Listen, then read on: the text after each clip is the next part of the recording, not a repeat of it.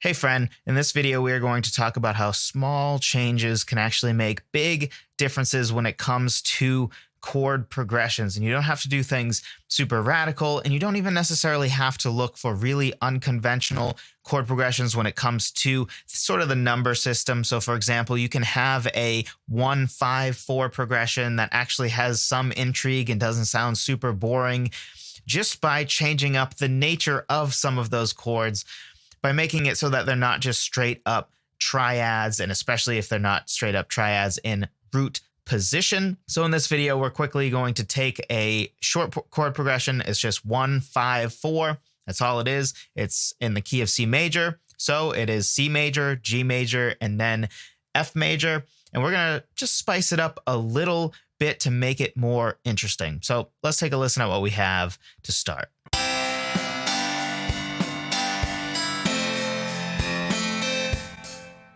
So it sounds fine, maybe. It's a little boring to my ears. I like the rhythm. It's a little catchy to me. But really the actual tones of it are fairly pedestrian and boring. It needs just a little bit of intrigue to really make me lean into it instead of sort of tuning out of it. So let's see how we can sort of change this up just a little bit to make it more interesting.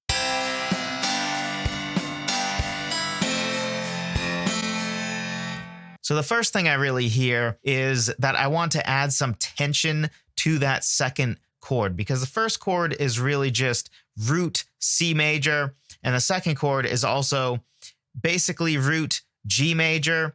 Technically what the right hand is playing is first inversion, but the G is still in the bass. So it is still very, very just, typical sounding. So how do we just add a little more pizzazz and add a little bit of tension? I think what makes most sense is actually making that a sus4 chord, or just a sus chord, because when we say sus chord, the implication is sus4. If it's going to be a sus2 chord, which is the other sus chord, then we usually would say sus2 because sus4s are more common. So all that means is we're actually going to suspend, or we're going to keep this C note from the C major chord. And now we're going to have a regular 1 chord in root position, but then we're going to go to a G sus chord, which will add that little bit of spice and tension. Let's take a listen.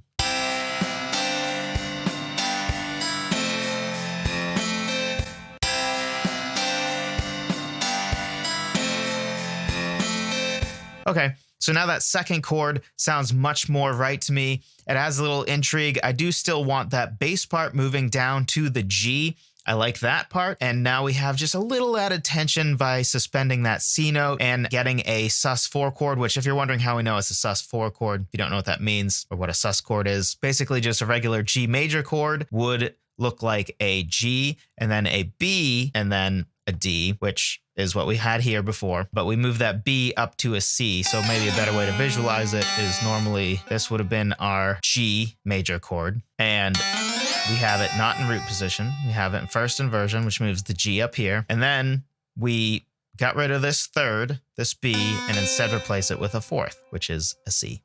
So that's all that is. So now the question is, how do we make the third chord more interesting? Because at least to my ears, I really don't like that it stays on G in the bass. And I'm also not a huge fan of the fact that it goes to a regular G major chord in the top. So let's try to figure out how to make that a little more interesting.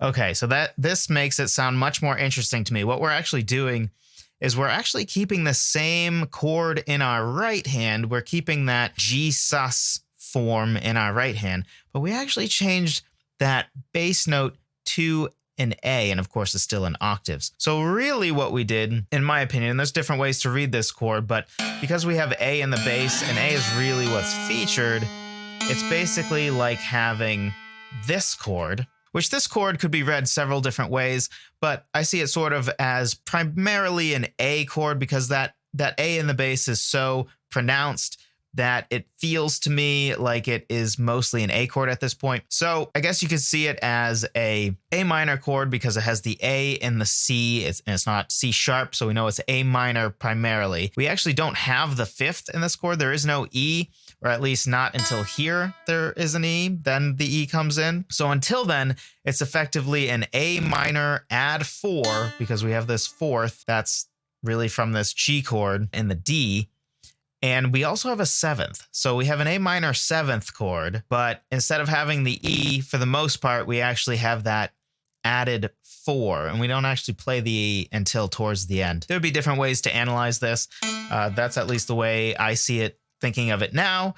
There are certainly other ways to read that. For example, I guess you could argue that it's still a G sus chord, just it has an A in the bass, but it doesn't really matter how you read it. But again, it's a very subtle change, right? In this case, we just kept the chord we had before, which was just that G sus chord in the right hand, and then we changed the bass note. That's really all we did.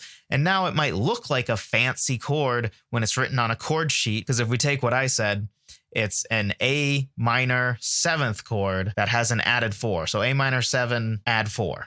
That's the chord, which seems quote unquote fancy, maybe, depending on how used to music theory you are. It's certainly different than just G major, A minor, right? It's a little different than that, but it's really a very, very subtle change, but it adds a lot to the music, makes it a lot more interesting, adds more tension to it. So we've made really, really subtle changes, and yet, at least to my ears, the difference between this version and the first version we started with is massive. There's a lot more intrigue. There is a lot more tension, and not tension in like a distorted, crazy over the top tension way, but tension that just makes the music a little more interesting and makes you really want it to resolve more, adds a lot more intrigue to the music. So let's take a listen to what our final product sounds like here, even after our very minor changes.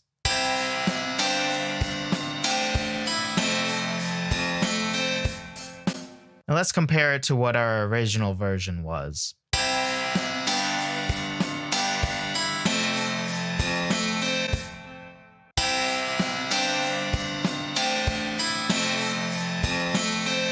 So it's subtle, but to me, that subtleness makes actually a huge difference. So don't be afraid to make some minor change-ups to the chords in your songs just to add a little more intrigue, because as you saw here, it really doesn't take that much to add that little bit more pizzazz or more intrigue or tension to your music. It really doesn't take a ton of knowledge. It doesn't take a ton of anything.